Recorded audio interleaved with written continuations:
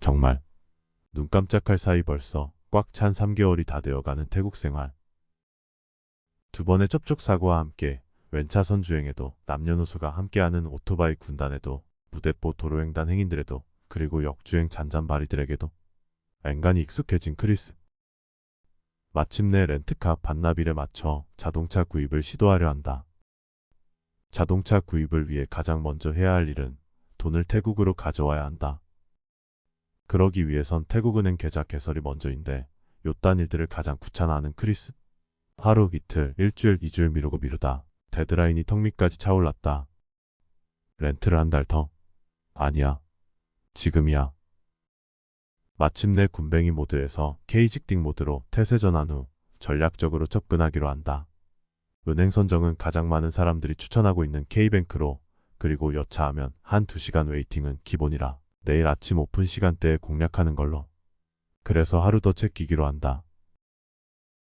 다음날 아침 당당하게 K뱅크에 입성하여 기다리지 않고 곧장 계좌 개설 실시. 그들의 요구사항인 여권과 콘도 렌트 임대 계약서 제출 후 1시간 반 만에 마침내 크리스는 계좌 획득에 성공하였다. 일주일 후 자동차 득템을 위한 크리스의 태국 은행 계좌의 총알 장전도 완료되었다. 단지 자동차 구입을 위해 만든 은행 계좌였는데 알고 보니 삶의 편의성은 물론 경제적 이득까지 제공해줄 줄이야. 이 설명을 위해 잠시 샛길로 빠져본다. 지금까지 현금 결제만 해왔던 크리스는 태국 은행 계좌가 없다 보니 매번 그의 캐나다 은행 카드로 현금 인출을 해왔는데 일회 최대 2만 바트, 하나 약 80만 원을 인출해왔고 매번 9,000원 정도의 수수료를 지급해왔다. 이제 태국 은행 계좌로 한 번에 600만 원까지 송금이 가능하니 약 6만 원의 수수료를 절감할 수 있는 것이다. 그리고 태국 사회에서는 카드 결제보다 QR코드 결제가 더 대중적이다. 이제 크리스도 태국 은행 계좌가 있어 QR코드 결제가 가능해졌다. 현금페이 대신 QR코드 페이. 완전 편리해진 것이다. 은행 앱을 찾아 누르면 이렇게 화면이 뜨는데 하단 우측에 보이는 QR코드 결제 버튼을 클릭한다. 그리고 QR코드로 카메라를 비추면 금액 입력란이 뜨게 된다. 금액 입력 후 확인 버튼을 누르면 채차 확인란과 메모칸이 나오고 입력 후 클릭, 그리고 비번 입력과 함께 결제 완료 및 영수증 팝업. 끝. 태국 장기 거주를 생각하는 분들은 은행 계좌 개설을 미루지 않는 것이 좋을 거라 생각한다. 오케이, 그럼 다시 본론으로. 오늘은 크리스의 자동차 구입에 대해 읊조려 보고자 한다. 먼저 번외의 얘기를 잠깐 하자면 크리스는 유튜브 시작한 지 2달이 안 된 비기너이다. 이 영상이 이제 겨우 10번째 동영상이기에 아직 본인의 정체성과 채널 특성이 정착되지 않은 상태이다. 최근 크리스는 중간 체크를 위해 본인이 만든 영상을 대충 훑어본 결과 본인의 실제 모습과는 결이 좀 다르다는 것을 느꼈다고 한다. 너무 겉멋에 치우친 게 아닌가? 다시 말해 포장이 너무 과하게 잘 된 느낌? 실제는 이런 퀄리티가 아닌데, 짜친 퀄리티인데 얘가 뒷감당을 어찌하려고 유튜브 하랬더니 왜 인격 세탁에 집중하고 있는 걸까? 사람이 급 바뀌면 제 명대로 못 산다던데 등등 이런 저런 오만가지 생각들이 머리를 헤집고 다니는 혼돈의 카오스에서 헤매고 있는 크리스.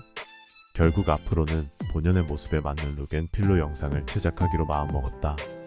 혹시라도 그 사이 정말 고급지게 크리스의 인격이 떡상하였으면 그냥 현 상태의 톤앤 매너를 고수하기로 한다. 하지만 설마 그럴 리가. 어쨌든 그런 이유로 향후 다소 몰상식하고 짜치고 컷진 표현이 나오더라도 세상 무서울 거 없는 59금의 끈적한 수위의 중심에 있는 크리스이니까 이해를 바랍니다. 번외 얘기는 여기까지. 자, 그러면 크리스는 어떤 자동차를 염두에 두고 있는 것일까? 누구나 원하는 고장 없고 가격은 싼 자동차. 어차피 자동차로 폼 잡을 나이는 아니잖아. 물론 그럴 여유도 없겠지만 문제는 이곳 태국의 자동차 값은 장난이 아니라는 사실.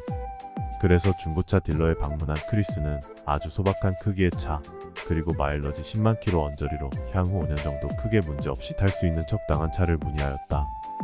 딜러는 마치 크리스를 위해 보관이나 해둔 듯이 손뼉을 딱 치면서 눈도 한번 찡긋, 팔로우 모션과 함께 런웨이 워킹으로 뚜벅뚜벅 저만치에서 턴 어라운드, 그리고 그의 앞에 있는 하얀색 차를 가리켰다. This is exactly that you want 라고 하면서 딜러는 자신있게 크리스에게 권했지만 막상 크리스의 눈엔 별 볼 일 없어 보였다. 아마도 중고차라 그런 게 아닐까? 그런데 껍데기는 그냥저냥 볼만하다 치는데 내부를 보면서 이건 좀 아니지 않나 하는 생각이 드는 크리스. 뭐 다 떨어진 정도는 아니지만 청소를 해도 결코 깨끗해 보일 것 같지 않은 너덜거림이 여기저기 눈에 띄었기 때문이다. 크리스는 속으로 투덜거렸다. 이것이 날 걸뱅이로 하나?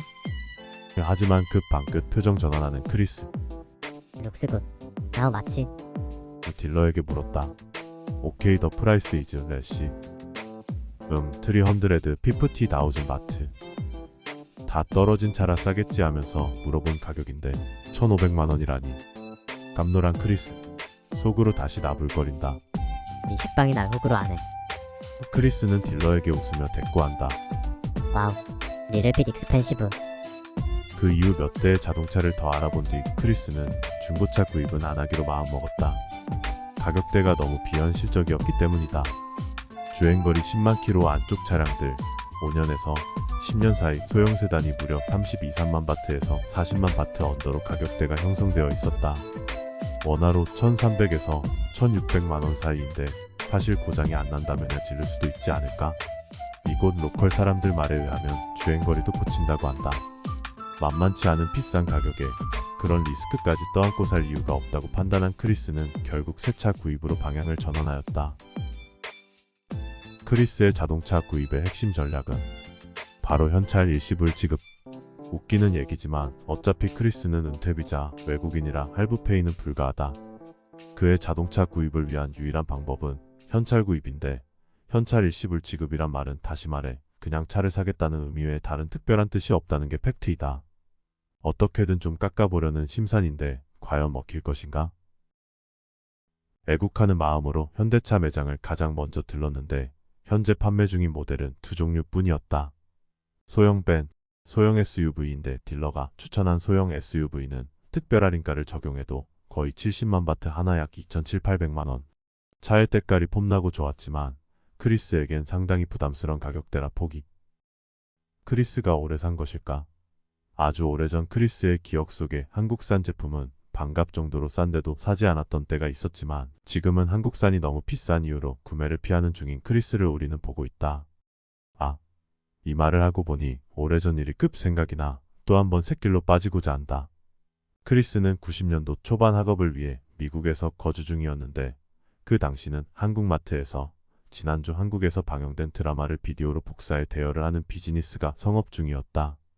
한국 드라마가 보고 싶어 비디오 플레이어를 구입하고자 옆집 유학생 부부와 함께 국가이스라는 전자제품 매장을 방문하였는데 일본 전자제품 브랜드 소니, 파나소닉, 도시바 등등이 최고의 인기 브랜드로 메인 진열대에 전시되어 있었고 그에 반해 한국 브랜드 삼성은 구석탱이 바닥에 먼지 쌓인 채 진열되어 있었다. 가격대가 일본산은 400~500불대 그리고 삼성은 200불대였다.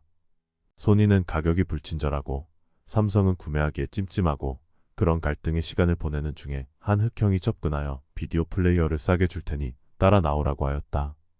혹시나 하여 따라 나갔더니만 저만치에 주차한 차에서 소니 비디오 플레이어 박스를 꺼내 건네었다.